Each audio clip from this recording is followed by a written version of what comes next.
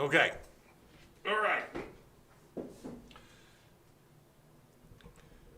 You guys ready? I don't know how audio's going through. I'm having some issues on the audio side of things. If you guys can hear me, please, I don't know, just type a 1. We're having some technical difficulties. Let me know if you guys just type a 1 up as soon as you get this. We got to put on the shades. Hopefully, I'm showing green here on my audio. There we go. Good audio. Okay. I don't know what's going on. So I had a big computer update. I had a big Windows update yesterday.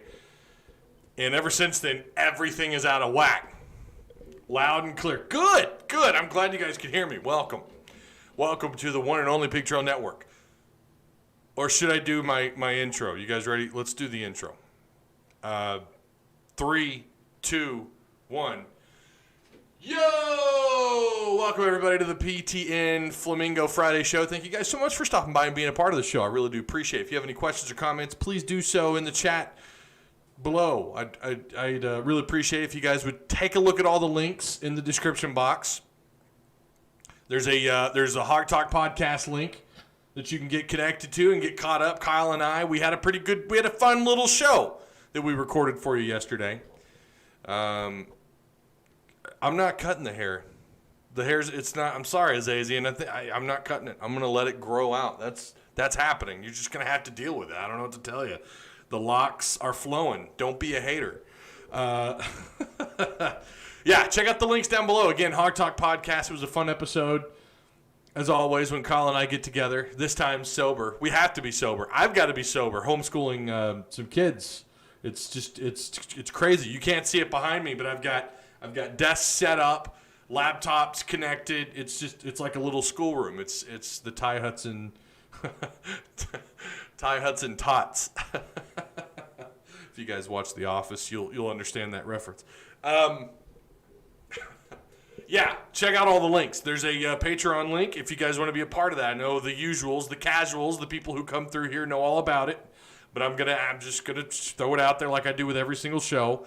If you want to be a PTN Patreon supporter, that link is also provided for you down below. If you don't want to do a one-time thing, or if you don't want to do a monthly thing, it's $4 a month. That's the minimum, $4 a month.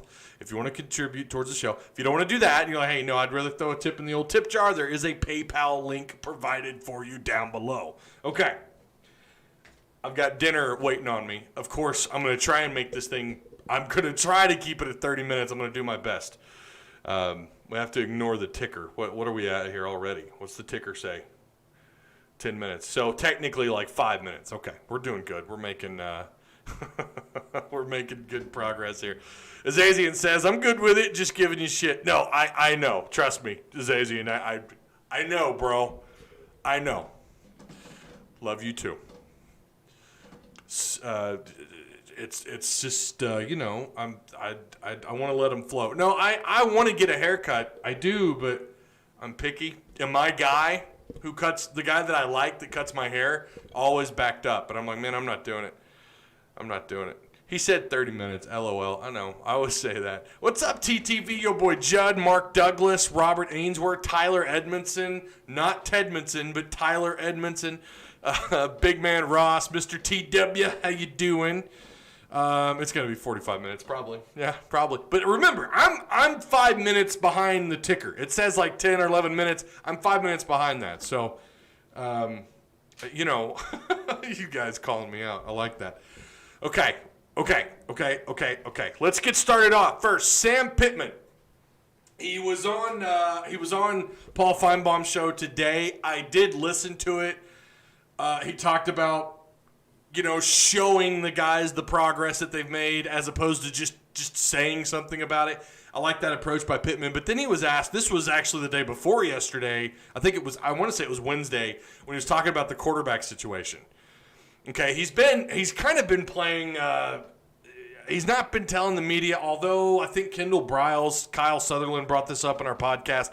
I think Kendall Briles had mentioned something to the media about Felipe Franks, basically insinuating that he was the starter without actually saying it.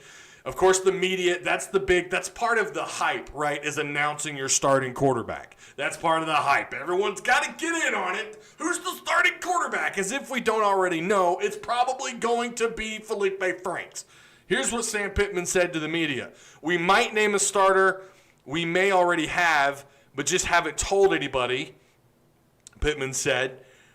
We've got certain people playing with the ones and certain people playing with the twos. To be honest with you, we haven't switched that. I don't know if I'm going to make a public announcement of who's going to be a quarterback or who's going to be our number one guy, our quarterback.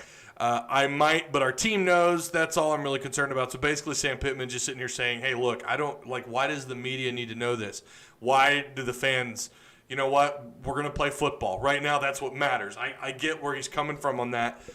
Give the fans something, though, right? Like, when you come out and officially name your guy, it's kind of a deal. Here's what he also had to say. He commented, I think this was actually, maybe this was yesterday. He had mentioned about naming a starting quarterback. Maybe this is the same video. I don't know. I don't think so. Whenever Kirby Smart shares with us his starting quarterback is when we'll name our quarterback. That's verbatim. That's not quote. But basically had said that when Kirby Smart in Georgia announces who their starting quarterback is going to be, then I will. Here's the thing about Georgia. Obviously, I've been doing some digging because I already did my video for Nevada, which is, I might as well just delete the video. I don't even know why it's still up. But I'm breaking down Georgia. I'm basically done. But doing research on their situation at quarterback, we know they're dealing with a transfer with Jamie Newman, their transfer, and he suffered a midfoot sprain over the summer and missed Georgia's mini camp. Their mini camp, but he is expected to play. I think that's really the only place they have to go is Jamie Newman. They do have another transfer from USC, but Newman. Listen, guys, he's a big dude, 6'4", 230 pounds. He's pretty. Like, if you watch film on him, he's actually pretty fun to watch, just what's out there, what you can find on Newman. But they also have JT Daniels, who hasn't actually been cleared.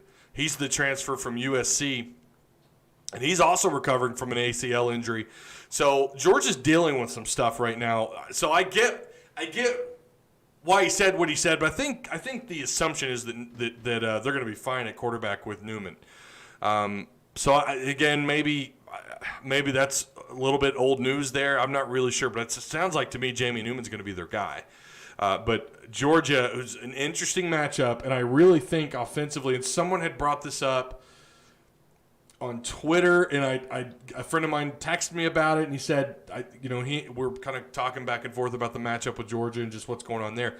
Guys, last year offensively, Georgia was a very mediocre program. Very mediocre. They've lost a lot of their production from a year ago.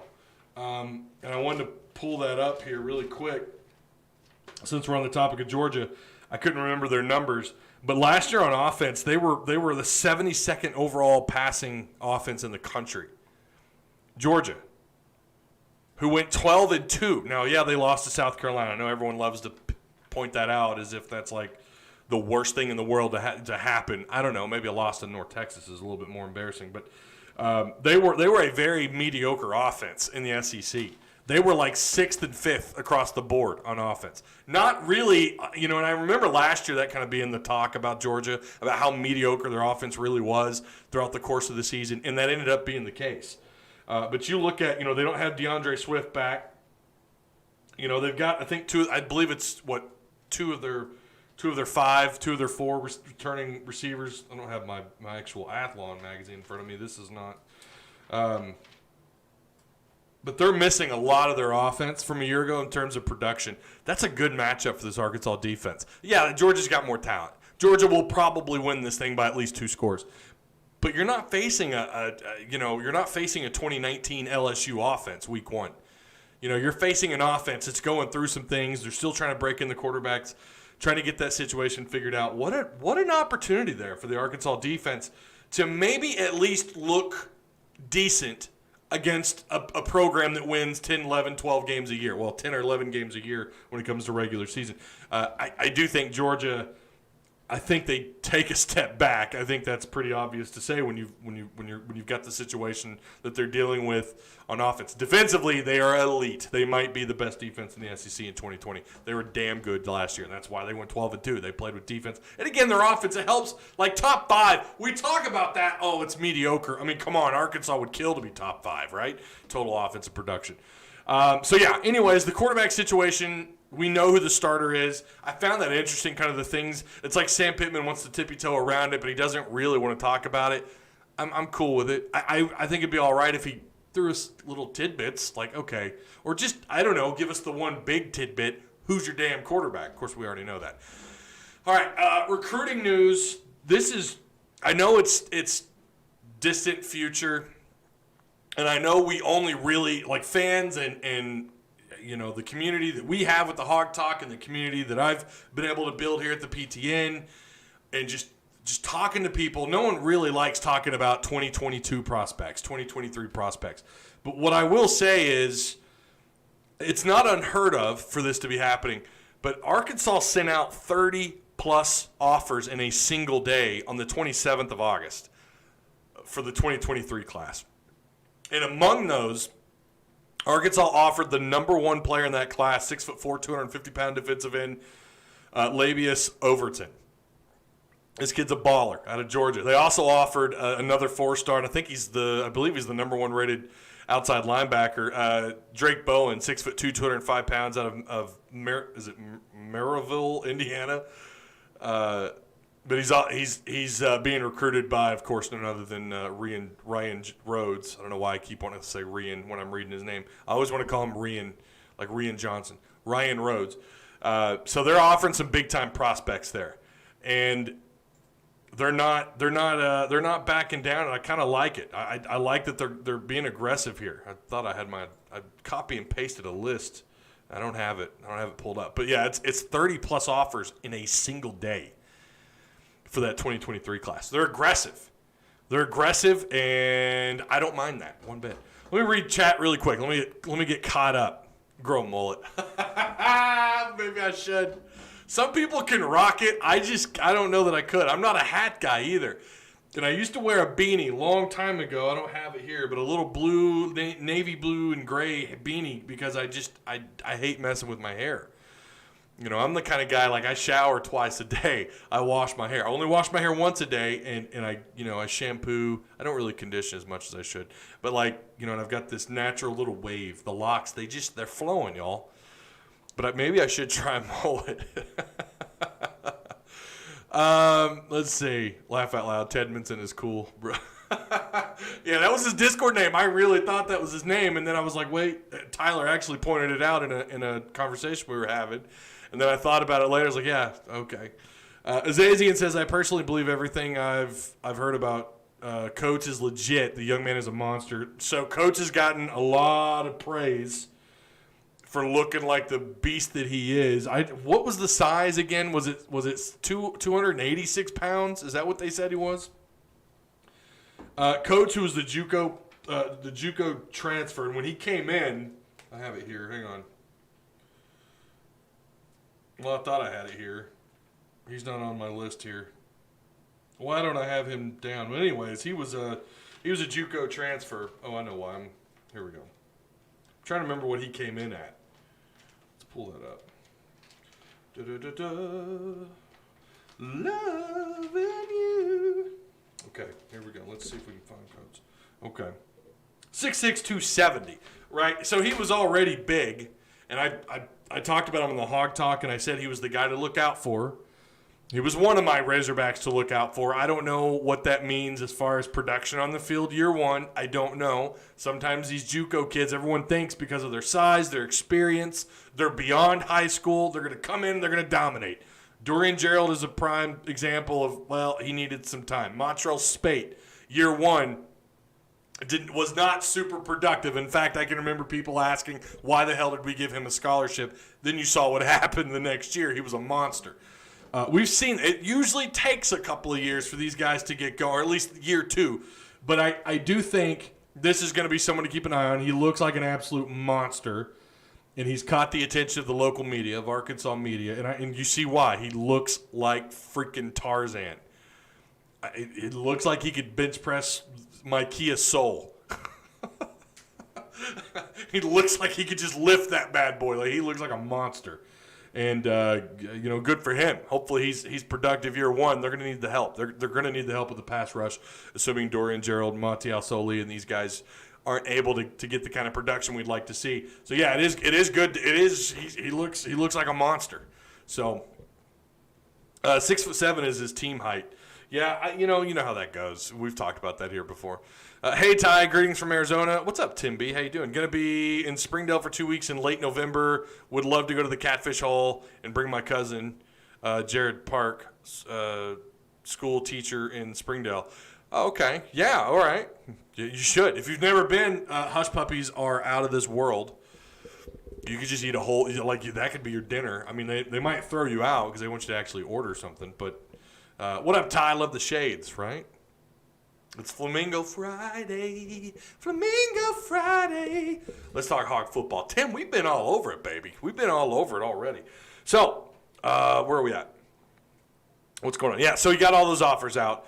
And I like the aggressiveness there with offering that many players in a single day. Like, they're not messing around. That's not unheard of. I mean, that's generally kind of how it goes anyways, but 2023, getting these offers out this soon, you're talking 3 years out in terms of just, when they sign and everything. I don't know that I've seen it that early, but it's not unheard of. All right, Hudson Henry update. We talked about this on the Hog Talk, and I think it was towards the end. What information we had that had been sent to us and what I had seen and just kind of what I read around around social media, it sounded like Hudson Henry, something was going on. He either got banged up, last year it was concussions that he was dealing with, or at least that's what if I remember correctly. I think it was someone in our Hog Talk group chat had mentioned that. Maybe that is the case. He's dealing with another head injury. I don't know. So last week, that was what we'd been told. And then this week, I hadn't heard anything. Again, the media has limited access. And if it's out there, today was my catching up day. Like, what little research I could do yesterday because of homeschooling, I'm super behind on a lot of that stuff. So I was getting caught up today, and I reached out to a few people. What feedback I got today was that this week is no different. He was not participating in practice as of Tuesday. As of Tuesday, he was watching what was happening on the field in a shirt and shorts. So he was a non-participant on Tuesday in terms of, obviously he wasn't wearing pads. He wasn't wearing whatever they weren't helmet. They weren't full pads on Tuesday, I don't think, or were they? Maybe they were. Is that when Mike Woods is pushing all those videos on Twitter? I can't recall. But regardless, Hudson Henry limited to no participation during practice now. That's what we're hearing now 2 straight weeks. This was a problem last year. We also heard there might be some issue with him picking up the offense, but I'm not going to blame him for that. You can't blame him. You got to blame the hot mess of coaches you had here in 2019. So it's really hard to put the blame on him if that was the case, if he was having a hard time understanding the offense. But it just begs the question. They moved Blaine Toll, and they're moving guys around at the position. Guys that they actively recruited out of high school to play the position. You're down to 2 scholarship tight end guys. Again, guys that you offered out of high school to play the position. You're down to, I think it's 2. It's Sutherland and Hudson Henry, or maybe it's 3. Kern is in the mix. So you're limited at tight end. If Hudson Henry, if it truly is injury issues, I don't know if it's a not buying in issue, but if that were the case, I think we'd hear a lot more about that by now. I don't know. Again, they're not, unless there's an update. Again, correct me if I'm wrong in chat. If you're watching this video later on, comment down below, get us up to date. But from what I understand, he was limited. I don't know why. Limited to 0 participation. I don't know why. Don't know what's going on. But that's just what I had been told today by a pretty prominent media source and a couple other people that I reached out to that have access. Again, fill me in if you know something that I don't on Hudson Henry. You're limited. And tight end is that position where Arkansas was so, my gosh, you go all the way back to DJ Williams, Chris Gregg, Jeremy Sprinkle, obviously Hunter Henry. you've had so much good talent at that position. You've had award-winning talent there at that position. You've got all-conference caliber. You're pushing guys to the pros. You're doing all sorts of things at that position. Now all of a sudden it's like, man, I don't know what they're going to do. If they're going to move some more people around, they're going to make that position work. If you watch this offense, Kendall Briles' offense at Florida State, and I've been watching as much. Last weekend, in fact, I watched a couple of videos on YouTube that I could find. The tight end is used. They'll sneak the tight end for a little dump route. He'll be the check down route. They'll use him to kind of mix and confuse, maybe to block, where he's able to block. They move the tight end around as much. They want to, there's a little bit of misdirection from what I could see. Again, I'm not an expert on his offense from a year ago, but tight end was absolutely used. And in this day and age of football, I don't know of an offense that doesn't utilize a tight end outside of like a straight up leech air raid offense. And even those offenses will use a tight end, because you don't go 5 wide necessarily every single play. You'll go 4 wide and you'll bring a tight end down to block, or you'll use them as whatever. And they're utilized. So I don't know if it's just I don't know to what capacity they're going to actually utilize the tight end position. A lot of questions here, and they're expected to sign 2 in this class. You had Sutherland in the last class.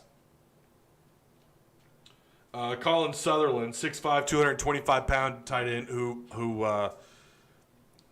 looked pretty good to me. Looked like a capable tight end. He might end up being your guy at tight end between him and Kern. So yeah, it's a position to keep an eye on. This is why I wish they had open scrimmages. Even if that means, the first 1,000 people and you got to socially distance and wear a mask, I don't care.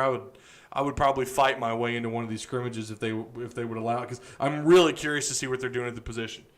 Not just the tight end spot. Obviously, I would like to see a lot of other things, but yeah, I think that's a position you're going to want to keep an eye on. Maybe Sutherland and Kern are more than enough. Maybe these guys get the job done, but one of those guys, it sounds like, and we're still early. We still got a couple of weeks to go before we start the year. Well, more than 3 weeks, actually. You've got time. A lot can happen here. Hudson Henry can bounce back. So, but again, it's worth keeping an eye on. Big Ten football, now they want back in. I don't know if you guys saw this or not. Big Ten Commissioner Kevin Warren had said that, and this was a little while back, that, well, in fact, I think, no, not right now. You can't do anything? Well, come here really quick. Come here. Want to say hi to chat? This is Adeline. Want to say hi? Hi. Are you homeschooling with Daddy? Please don't say anything inappropriate. No, the camera's there, sweetheart. You don't want to talk to anybody? See all those comments there? Those are the people that are in chat.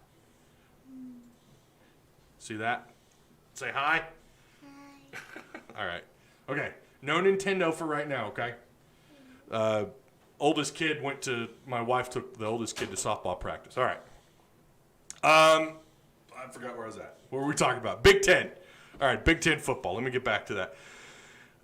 Okay, Kevin Warren had said that the league, they'd put together a competition task force, or returned to competition task force, which will examine options for football season and other fall sports. So the rumor around campus is that they want to get things started by Thanksgiving weekend.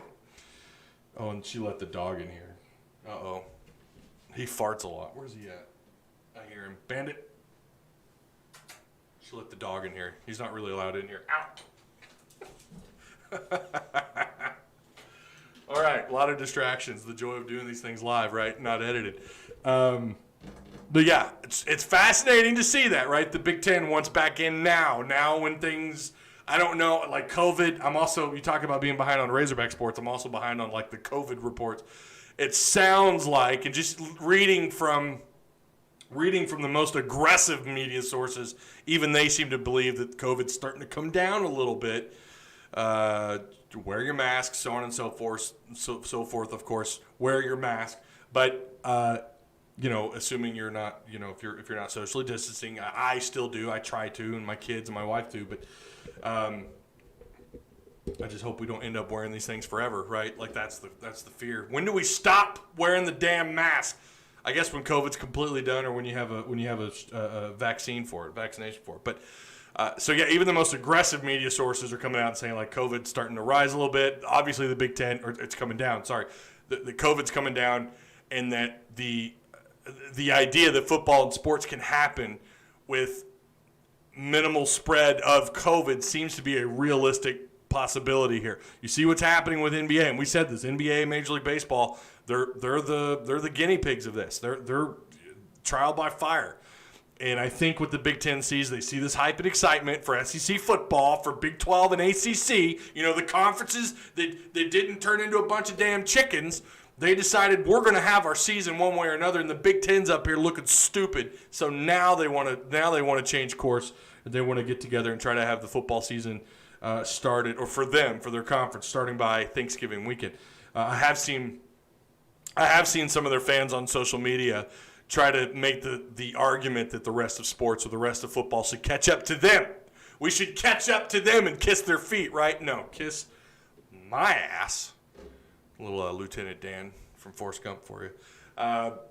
No, we're not going to. We're going to start when we're going to start. And by God, we're going to have football sooner than you are. Maybe you should have just, I don't know, waited a little while.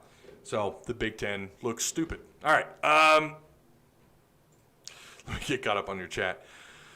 What did we say? 30 minutes? What are we at? Yeah, okay. So I'm at 23 minutes, even though it says 30. Or no, I'm sorry. I'm not at. I'm at like 28 minutes. So we're doing good. We're on par here. Random true or false? Gus Malzahn coaches Razorbacks before he retires, says Manny C. That is actually that's like that conversation that you have with your buddy when you're going or leaving a game, especially after a game where like Auburn looks really bad, because you feel like, well, they're going to fire him. Well, then that increases the possibility that Gus Malzahn ends up being an Arkansas quarterback before it's all said and done, right? That's always when things aren't looking good for Gus and things aren't looking good for Arkansas, and it looks like there's going to be a head coach swap. Gus's name always comes up. I don't know. That's a good question, though, Manny. I made it late, but it's Ohio wearing on me. I feel you, John. Ohio, you and your fancy words up there. Let's talk Hawk football at the Catfish Hole with my cousin. My treat. Oh, well, you know what, Tim? Hit me up in the email, buddy. Hey, I'm never going to turn down some free Catfish Hole. Just a heads up. I'm a fat guy. I will eat the hell out of some Catfish Hole. All right, them house puppies. Ooh, you can't see me, but I'm rubbing my tummy. Woo Pig Suey, what would it be, Ty? Stoked to be doing this regularly now. Well, I mean, we're trying. Again, I am homeschooling my kids. It might be a little bit more information that I really like to give out, but I am homeschooling my kids this fall, so it's a little bit tougher to get. I'm going to be a little bit behind. Some shows like last Monday may not happen. I'm trying to get on a schedule, I promise. Please don't say anything inappropriate. Laugh out loud. Famous last words of a homeschooling family, right? Big Ten needs to kiss the ring of the SEC. I agree.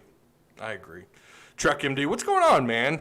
That's what happens when a lawsuit gets slopped into the Big Ten. Yeah, or slapped into the Big Ten. Sorry, I don't have my reading glasses on. So it was Nebraska players, right? Like 8 Nebraska players, or was it the Nebraska guys that are suing the Big Ten? I love it so much. Screw it, I don't care if I get COVID. I'll quarantine in Razorback Stadium, by golly, if it means I get to witness the beauty that is college football. We got college football tomorrow. University of Central Arkansas versus Austin P, right? That's tomorrow. I don't have a time for you. If you know the time, leave the comment. I don't know the time of the game tomorrow, but I'm going to make sure I know before tomorrow. Did you see we're only 500 visiting fans for games in SEC? I did not see that. I heard the stadium capacity was like 20%, right? Alex, am I wrong on that? Maybe I'm wrong on that. I thought the capacity was 15 to 20%. That's not very many people, but, that also think about that. That's going to be an advantage now on the road, or at least not as much of a disadvantage as it would be normally. So have you ever heard anything about the Browse offense features the tight end? Yeah, watch film. Timothy, go watch. You can watch it. It's completely uncut. Well, I say uncut. It's Florida versus was it Boise State or was it the Florida State game? Anyways, just type in Florida State 2019 football. I did that last weekend. Tight end was used. Yes. Short answer, yes. Yeah, their families were going to sue the Big Ten if they didn't show proof of the elections, of shutting down football. Okay. 8 p.m. 8 p.m. Okay, 8 p.m. says Jacob. All right, good. It's sad that I really should wear my reading glasses more often. It's sad that we're actually pumped about Central Arkansas playing. I know, right? Arky wins 5 games, says Arky 56. You need to swap your K and your Y there, Pops. What do you think of the shades, Dad? What do you think of that, huh? UCA versus Austin P is it's at 8 p.m. Well, okay, we're getting different times here. YouTuber Trump says Bentonville West versus Broken Arrow. Yeah, that game is on ESPN tomorrow, 2 p.m. Go UCA Bears, my hometown. Yeah, I mean it's Arkansas, right? They're not playing Arkansas. They're not playing the Razorbacks. Of course I'm going to root for UCA. I agree, Thomas. Tyler Edmonson says ESPN app says UCA plays next Saturday. Right? Yeah, it's tomorrow. UCA plays tomorrow against Austin P. Unless me and Kyle or Kyle and I, for you Nazis out there, Kyle and I are mistaken. I'm pretty sure that game is tomorrow. You don't like the shades. That's just too bad. All right, we're done. I'm going to go eat some dinner. I really do appreciate each and every one of you guys for coming by, being here, being a part of everything, chatting, asking the questions, saying hi to my kiddo. Just kidding. I see it now. Oh, okay. Yeah, all right. You've been drinking. Are you drinking on a Friday night? I might have to go grab me a White Claw myself. All right, again, check out all the links down below in the description box. I'd really appreciate it. Hog Talk Podcast, the latest episode is down below, so check it out. You won't be disappointed. I'm just going to say this. I will hopefully see you on Monday. If not, well, then I don't know. Hopefully you get a notification if I do, but if I don't, I'll try to keep you guys on the up and up there. I'll try to make sure I do better about that. Go to social media and let you guys know, and go to Discord and let you know whether or not I'm having a show. I've been down on that. That's my bad. Just getting a little getting swamped here in the Hudson household. All right.